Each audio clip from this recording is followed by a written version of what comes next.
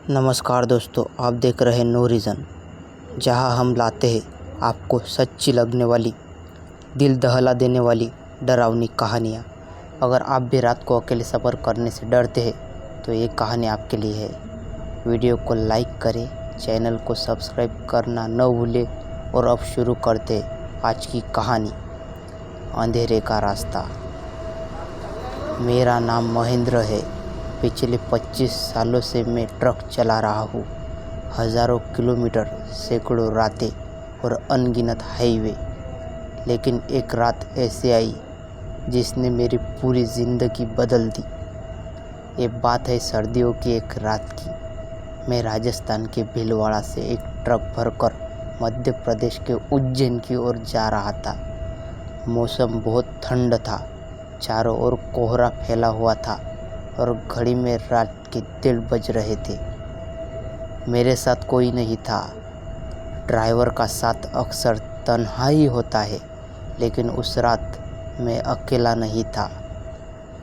मैंने हाईवे छोड़ा और एक छोटा रास्ता पकड़ा जो गाँव से होते हुए जाता था। जीपीएस ने बताया कि इससे मेरा रास्ता 2 घंटे छोटा हो जाएगा। मैं थका हुआ था, जल्दी पहुंचना चाहता था। करीब आधे घंटे बाद मुझे सड़क के किनारे एक औरत दिखी। वह सफ़ेद साड़ी में थी और उसके बाल खुले हुए थे। इस ठंड में वह नंगे पांव खड़ी थी। मैंने ट्रक रोका और खिड़की से पूछा, मैडम इस वक्त यहाँ क्या कर रही है? वो बोली, भैया बस थोड़ा आगे छोड़ दो, बहुत डर लग रहा है। उसकी आवाज़ में कुछ अजीब था, धीमी, गूंजती हुई, जैसे पहाड़ों से आ रही हो। मैंने दया में आकर ट्रक का दरवाज़ा खोला और कहा, आ जाओ बहन जी, कहाँ जाना है? वो चुपचाप ट्रक में बैठ गई, लेकिन जैसे ही ट्रक चला ठंडी बढ़ गई। ट्रक के अंदर भी भयंकर ठंड हो गई, जैसे किसी फ्रीज़र में आ गया हूँ। मैंने पीछे देखा और मेरी रूह कांप गई। वो औरत सीट पर नहीं थी। मैंने ब्रेक मारा, ट्रक रोका और उतर कर देखा। ट्रक में कोई नहीं था, ना दरवाज़ा खुला था, ना कोई उतरते देखा। मैं हैरान और डरा हुआ था। मैंने सोचा शायद मुझे नींद में भ्रम हो गया होगा, लेकिन नींद इतनी तेज़ ठंड में। फिर मैंने गाड़ी स्टार्ट की और आगे बढ़ा। रास्ता सुनसान था, चारों तरफ सिर्फ पेड़ और कोहरा। कोई वाहन, कोई दुकान, कुछ नहीं। करीब 1 घंटे बाद मुझे एक पुराना गांव दिखा। टूटी फूटी झोपड़ियाँ, एक पुराना कुआं और बीच में एक पीपल का पेड़।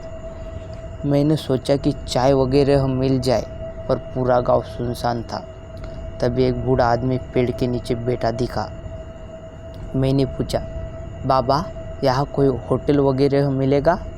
बाबा ने मेरी ओर देखा और बोला, बेटा तुमने उसे ट्रक में बैठा लिया था ना?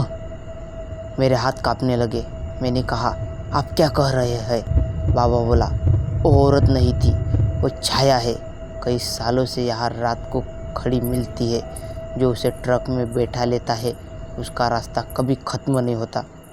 मैंने जीपीएस देखा तो मैं उसी जगह था जहाँ से चला था। वही मोड़, वही कोहरा। मेरी घड़ी में फिर से 1:30 बज रहे थे। मैं चौंक गया। मैंने ट्रक का स्टार्टर बंद किया और गाड़ी से उतरा। गांव गायब था, बाबा भी गायब था। सिर्फ जंगल, ठंड और गूंजती हुई हंसी।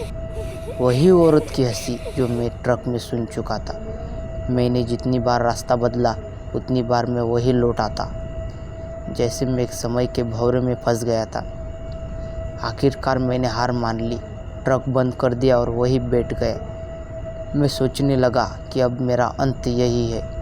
तभी एक मंदिर की घंटी सुनाई दी। पास ही एक पुराना शिव मंदिर था। मैं दौड़कर वहाँ गया और अंदर बैठा। पुजारी ने मुझे देखा और सब समझ गया। बोला, उसके फेर में जो आता है वो फिर रात से बाहर नहीं निकल पाता। आज तेरी किस्मत अच्छी थी कि तू मंदिर तक आ गया। पुजारी ने मंत्र पढ़े, राख दी और कहा, अब पीछे मत देखना, सीधे निकल जाए जंगल से। मैंने वैसा ही किया। ट्रक स्टार्ट किया, आंखें बंद की और एक्सेलरेटर दबाया और जब खोला तो मैं उज्जैन हाईवे पर था। घड़ी में सुबह के 5:45 बज चुके थे। उस दिन के बाद मैंने कभी वो रास्ता नहीं लिया। ट्रक चलाता हूँ आज भी, लेकिन अब रात को नहीं, क्योंकि मैं जानता हूँ हर रास्ता आपको मंजिल तक नहीं ले जाता। कुछ रास्ते सिर्फ अंधेरे की ओर जाते हैं, जहाँ से लौटना आसान नहीं होता। अगर आपको ये कहानी डरावनी लगी हो तो नो रीज़न चैनल को सब्सक्राइब करना न भूलें। कमेंट में बताइए कि आप कभी ऐसे रास्ते पर फंसे हैं जहाँ सब कुछ अजीब और डरावना लगने लगे। फिर मिलते अगली कहानी में। तब तक के लिए रोशनी के साथ रहे और अंधेरे से बचकर।